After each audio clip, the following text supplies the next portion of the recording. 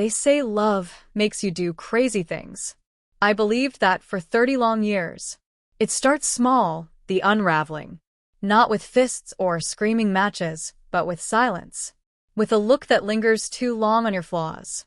A laugh that undercuts your dreams. 1,000 tiny cuts that don't bleed until one day you wake up and wonder, who even am I anymore? My name is Nora Whitmore, and I stayed in an unhappy marriage for 3 decades, until the day I decided to disappear from the woman he thought I'd always be. When I met Charles, I was 21 and working at a local bookstore in Charlotte.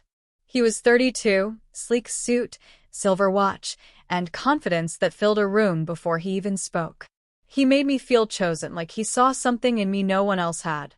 I grew up modest, raised by a single mother who worked double shifts to keep food on the table. Charles represented stability, a life with silk sheets and dinner parties, not late rent and hand-me-downs. He was attentive in the beginning, flowers, notes, promises. He said he loved my laugh, my ideas, the way I saw beauty in simple things. He told me I was meant for bigger things. I thought he was my bigger thing. I married him at 23. By 24, I had stopped painting. I remember the exact moment. He walked in while I was working on a canvas in the sunroom and scoffed. "You're still playing with this art stuff? You know we're not kids anymore, Nora." Just like that, something inside me shrank. It didn't feel like abuse at first. He never yelled. He didn't hit. But there was always this weight. Every idea I had was stupid. Every suggestion got a sigh. If I wanted to try something new, he'd say, "Why do you always need more? Isn't what I provide enough?" When I got pregnant with our first child, I thought maybe that would bring us closer. And for a little while it did. He was proud, told everyone he was building a legacy. But I saw it then, too. How even our children became extensions of his ego. I stopped working when our son was born. Then our daughter came 2 years later. The more I poured into them, the more he poured into his business. Real estate deals, golf outings, networking dinners that ran late into the night.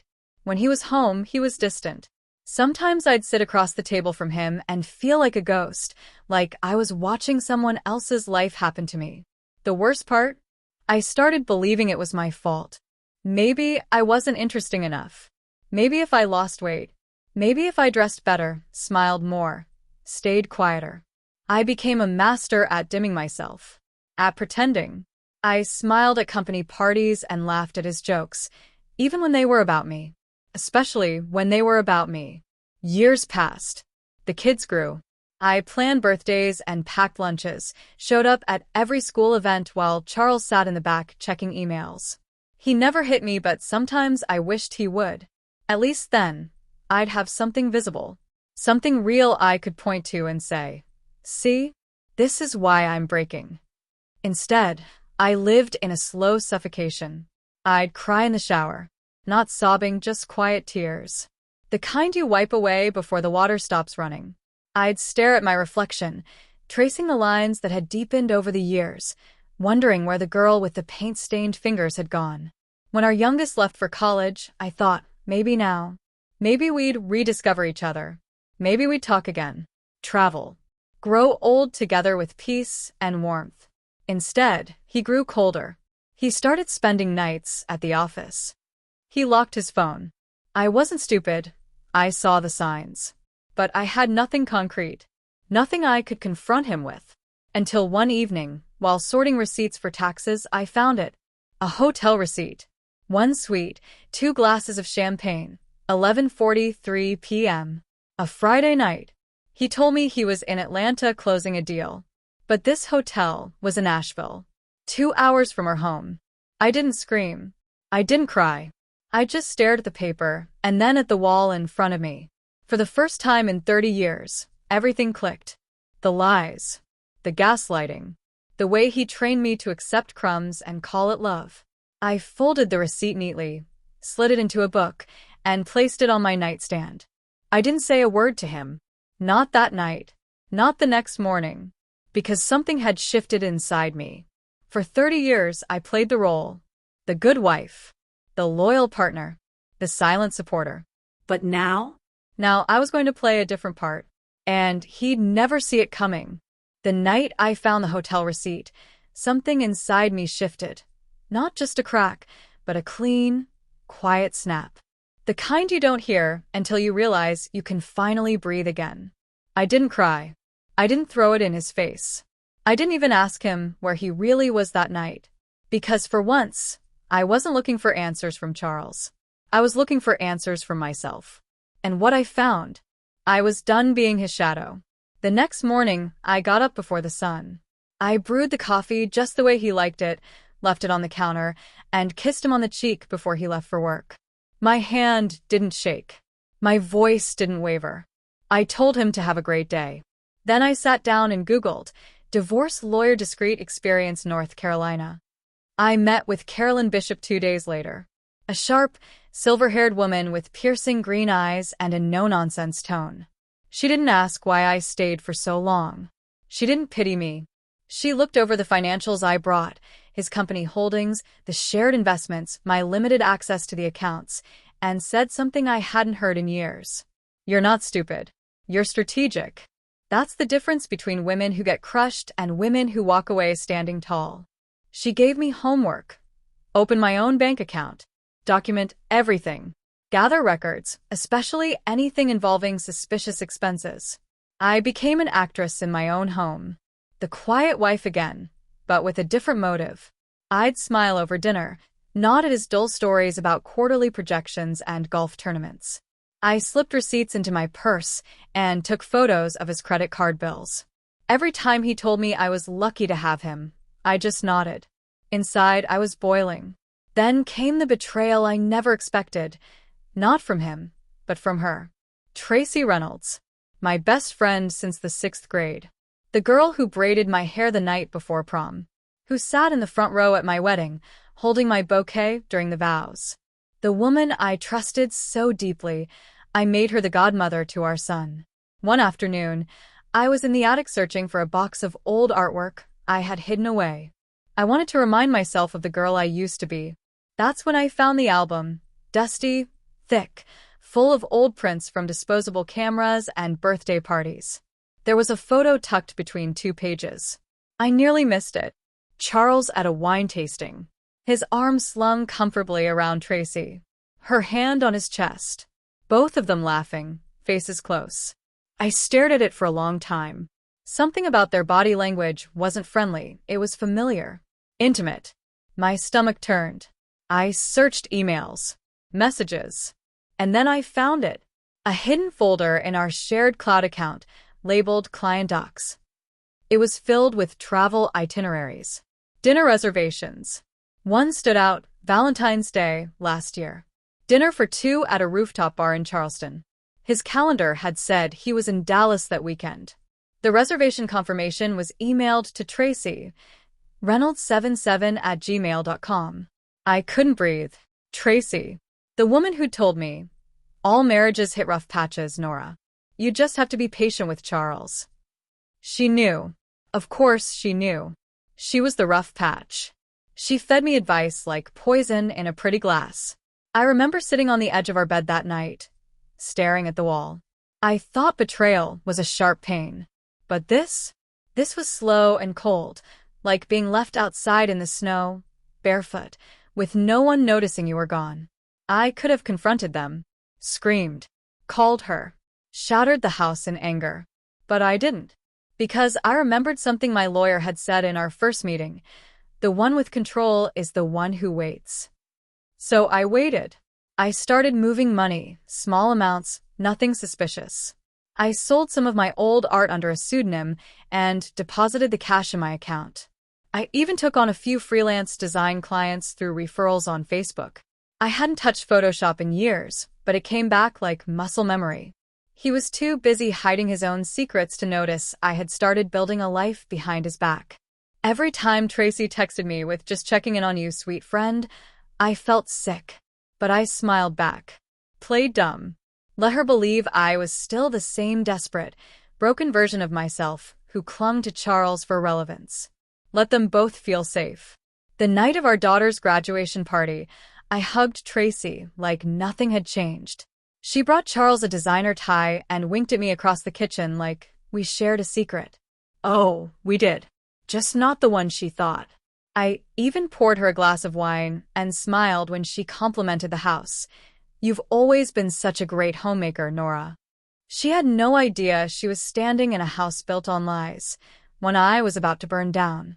I had the documents, the proof, the plan, and all I had to do was wait a little longer. Because this time, I wasn't the one being left in the dark. This time, I was holding the match. There's something intoxicating about silence when you know it's hiding a storm. After years of swallowing my truth, I found power in saying nothing, in smiling while I stitched the threads of their downfall. Every quiet dinner, every polite nod, every thank you, darling, was a calculated move. I was no longer living in his shadow. I was casting one of my own. The morning after the graduation party, I sat on our back porch watching the sun rise over the garden Charles never helped me tend. Coffee in hand, I replayed every interaction from the night before. Tracy's smug little compliments. Charles bragging to my cousin about a new real estate deal I knew was fake. They thought they had me fooled. Let them think it a little longer. I knew timing was everything.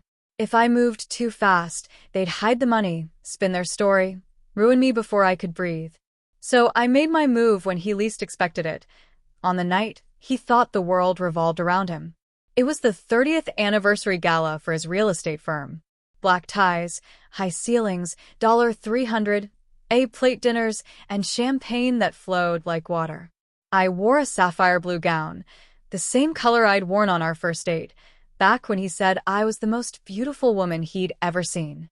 That night, I knew he wouldn't even look twice. He was too busy clinking glasses with investors, shaking hands with men who never bothered to remember my name, and whispering into his phone with Tracy, who conveniently couldn't make it. The room smelled like money and lies. About halfway through the evening, the MC took the stage and called up Charles to receive a Lifetime Achievement Award. The crowd stood, applauded. Cameras flashed. He beamed. He raised the mic and started a speech I'd heard versions of 100 times before. Rags to riches, family values, vision, drive, legacy. I could recite it in my sleep. Then the MC said, "And now, Charles's wife of 30 years, Nora Whitmore, would like to say a few words." I stepped up to the podium, the spotlight hot on my skin. I could feel hundreds of eyes on me. Charles smiled nervously, probably expecting me to gush about our marriage and how proud I was. Instead, I took a deep breath and said, "For 30 years, I've stood beside this man. I built a home while he built an empire. I gave up dreams, passions, and pieces of myself so he could shine. But behind every great man, there's a woman with stories she never got to tell. Tonight, I'm telling mine." The room froze. I reached into my clutch and pulled out a manila envelope. Inside this envelope, I continued, are documents showing that Charles Whitmore, my husband, funneled over $400,000 through a fraudulent LLC registered under a false name, co-managed with my childhood best friend, Tracy Reynolds. Gasps. A few scattered whispers. I pressed on. The same woman who has sat at my dinner table, who toasted our anniversaries, who I trusted with my children. Charles's face drained of color. He reached out toward the mic, but I moved faster. I gave this information to my attorney last month. It's been forwarded to the IRS and to several of your board members, who, by the way, should be checking their emails right about now. Phones lit up across the room. His mouth opened, but no words came out. Just shock. Just the beginning.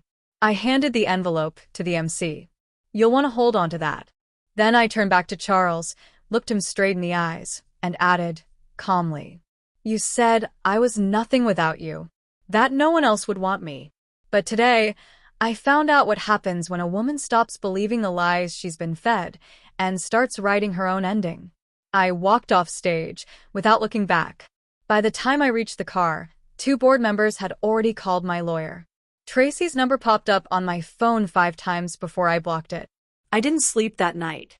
Not because I was scared, but because I was finally, truly free. The next morning, news had already spread. The company's stock dropped 11%. Half the board resigned. Charles tried to call me. left voicemails begging to talk, pleading, saying it was a mistake, a moment of weakness, that we could fix it. I didn't respond. I didn't need to, because the unraveling had begun, and I wasn't there to stop it. Over the next few weeks, Charles's perfect world crumbled. Clients pulled out. A full audit was launched. Tracy deleted all her social media. People whispered in grocery stores and paused when they saw me walking down the aisle. But I held my head high, not out of pride, but because after 30 years of drowning in silence, I had finally found my voice. And I wasn't done speaking yet. You would think revenge would feel loud, like thunder, like fire. But for me, it felt like a still morning after a hurricane. Calm. Crisp. A kind of peace I hadn't known in decades. I'd walked away from my 30-year marriage with nothing but a duffel bag and my name. But my name, for the first time, felt like mine again. After the gala scandal, Charles tried to salvage what was left. Press releases, PR spin. half-hearted statements about privacy during difficult times. But the mask had already shattered. His investors weren't stupid. Neither were the lawyers. Tracy disappeared, vanished from social media, quit her job. I heard through whispers she moved to Florida to lay low. I didn't care. Her betrayal cut deep, but it no longer defined me. I'd spent enough time bleeding over people who wouldn't have flinched if it were me on the floor. When the divorce finalized, my lawyer called and said simply, "You won." I laughed, not because it was funny, but because for so long I thought winning meant keeping him. Keeping a house. The image. The illusion. Now I knew better. Winning meant walking away whole. The court awarded me a fair settlement, heavily skewed in my favor, thanks to the fraud and infidelity. I kept the beach house he thought I'd forgotten about, a modest portfolio, and most importantly, my independence. But what truly mattered wasn't what I gained. It was what I let go of. I let go of the need to explain myself, the urge to make others believe me, the compulsion to play the part of the understanding wife. I spent the first few months alone, purposefully. I went on walks, long ones. I painted again. At first, clumsy strokes, unsure hands. But eventually it came back. That part of me that had been buried under decades of maybe laters and not now, dear. One afternoon, I took out an old canvas I'd hidden in the attic for years. A self-portrait I never finished. Just the outline of a woman's face, eyes wide and soft. This time, I painted her differently. I gave her sharp cheekbones, a raised chin, eyes that stared straight back. She was not the woman who married Charles. She was the woman who survived him. I started teaching art at the community center 2 evenings a week. I met other women, divorced, widowed, stuck in limbo, and we painted together. We laughed. Sometimes we cried. Mostly, we healed. Slowly. Side by side. I learned something else too. Freedom doesn't come in a single moment. It comes in layers. In choices. In mornings when you don't dread waking up next to someone who makes you feel invisible. One Sunday morning, my daughter came to visit. She sat across from me on the porch, sipping coffee with the same tilt of the head I used to have at her age. She looked at me for a long time and said, "You're glowing, Mom. I've never seen you like this." I smiled, genuinely for the first time in years. "That's what peace looks like, sweetheart." She reached for my hand. "Why didn't you leave sooner?" I hesitated. It's a question people love to ask women like me. Why didn't you leave? Why did you stay? And here's the truth. Because I was scared. Because I thought love meant sacrifice. Because I didn't think I was enough on my own. Because no one teaches women how to recognize emotional abuse when it's dressed up in wealth and charm. But most of all, because the version of me who married Charles didn't know she had choices. Now she does. And she'll never forget that again. A year after the divorce, I held my first art exhibit, small, just local, mostly women. The centerpiece was the self-portrait. I called it Becoming Nora. People asked if it was about heartbreak. I told them no, it was about rebirth. As I stood in that gallery, surrounded by laughter and light, I thought about the woman I used to be, bracing for the sound of his key in the door, hoping he'd notice my new haircut, praying he'd say something kind. She died the day I stopped begging for crumbs and started building a feast of my own. Charles tried to contact me again last fall. A letter, rambling, apologizing, asking if we could meet just to talk. I didn't write back. Some stories don't need a final chapter, because I'm already living my sequel, and it's better than I ever imagined. For anyone watching this who sees themselves in me, in Nora, please know, you're not too old. You're not too late. You're not stuck. Sometimes the bravest thing you can do is walk away. And sometimes, walking away is exactly how you come home to yourself. Thank you so much for listening to my story. Your support means everything. If this story touched you or made you think, please subscribe to our channel for more real, powerful stories.